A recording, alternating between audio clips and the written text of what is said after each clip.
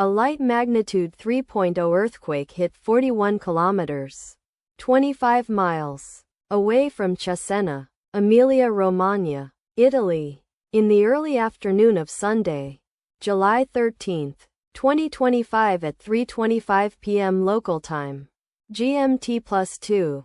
The quake had a very shallow depth of 9.6 kilometers, 6 miles, and was not felt, or at least not reported so.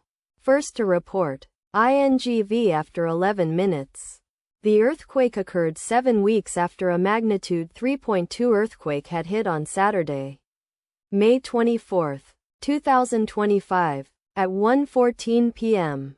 GMT+2 local time, in 29 kilometers, 18 miles, distance to the southeast. Data source from Volcano Discovery. Did you feel it? Let us pray. May the earthquake that occurred not affect our brothers and sisters there. May the earthquake not happen again. And may God protect everyone. Amen.